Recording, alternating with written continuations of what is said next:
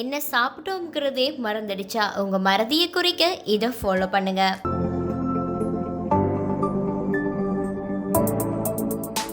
நினைவாற்றல் இழப்பு அல்லது டெமென்ஷியாவை தடுக்கும் நிலை எதுவும் இல்லை என்றாலும் சில நடவடிக்கைகள் அதை குறைக்க செய்யலாம். நினைவாற்றலை கூர்மைப்படுத்தும் முக்கிய குறிப்புகள் இங்கு பார்க்கலாம். மேலும் எப்போது நீங்கள் மருத்துவ உதவியை எதிர்நோக்க வேண்டும் என்பதையும் அறிந்து கொள்ளுங்க. உடல் செயற்பாடுகள்ல தினசரி உடற்பயிற்சி சேருங்க. மூளை உட்பட உடல்ல முழு உறுப்புகளுக்கும் ரத்த ஓட்டத்தை அதிகரிக்க செய்யுது. இது நினைவாற்றலை கூர்மையாக வைத்திருக்க உதவும். ஆரோக்கியமான பெரியவர்கள் குறைந்தது 150 நிமிடங்களாவது மிதமான ஏரோபிக் செயற்பாடுகளை செய்ய சுகாதார நிபுணர்கள் பரிந்துரைக்கிறார்கள். முழு ஒர்க் அவுட் செய்வதற்கு நேரம் இல்லை என்றால் நாள் முழுவதும் 10 நிமிட நடைபயிற்சியை மேற்கொள்ளுங்கள். இவை கூட உங்கள் நினைவு திறனை மேம்படுத்தும். உடல் செயற்பாடுகள் போன்றும் மன செயற்பாடுகளும் சுறுசுறுப்பாக இருக்க வேண்டும். ஏனெனில் மனதை சுறுசுறுப்பாக வைத்திருப்பதன் மூலம் மூளையின் செயல்பாடும் சுறுசுறுப்பாக இருக்கலாம். நினைவாற்றல் இழப்பை தடுக்க குறுக்கெழுத்து புதிர்களை செய்து பார்க்கலாம். நீங்கள் இருசக்கர வாகனங்களில் வெளியே செல்லும் போது மாற்று பாதையில் வாகனம் ஓட்டுங்கள். இசைக்கருவிகளை வாசிக்க கற்றுக்கொள்ளுங்கள். உங்கள் மனதுக்கு வேலை கொடுக்கும் வகையில் உங்களை பிஸியாகவே வைத்திருங்கள்.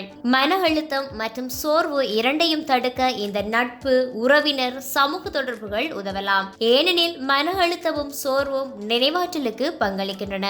இதனால உங்களை எப்போதும் பிஸியாக வைத்திருக்க மற்றவர்களுடன் ஒன்று சேர்வதற்கான வாய்ப்புகளை தேடுங்க.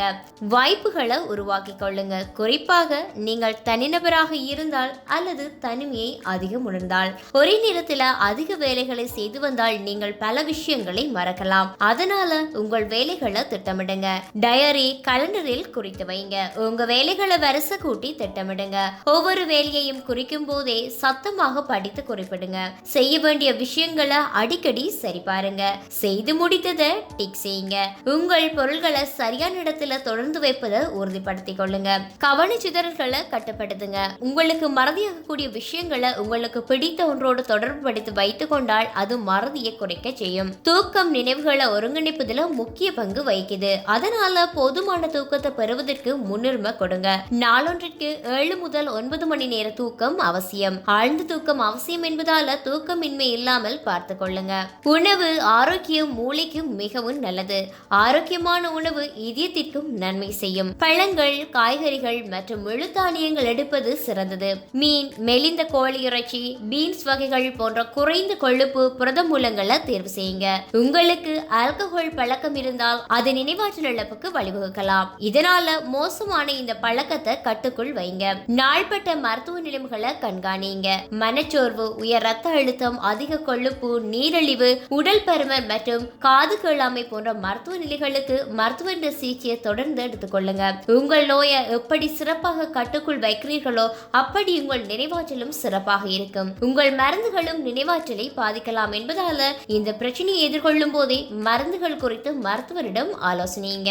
நினைவாற்றல் இழப்பு குறித்து நீங்கள் கவலைப்பட்டால், குறிப்பாக உங்கள் தினசரி செயற்பாடுகள் பாதித்தால் அல்லது மோசமானதாக இருந்தால் உங்கள் மருத்துவரை அணுகுங்க. அவர் உடல் பரிசோதனை வழியாக உங்கள் நினைவாற்றல் மற்றும் சிக்கலை தீர்க்க வழி செய்வார். சில நேரம் உங்கள் நினைவாற்றல் இழப்புக்கு காரணம் அறிய மற்ற சோதனைகளும் தேவைப்படலாம். காரணம் பொறுத்து சிகிச்சை இருக்கும்.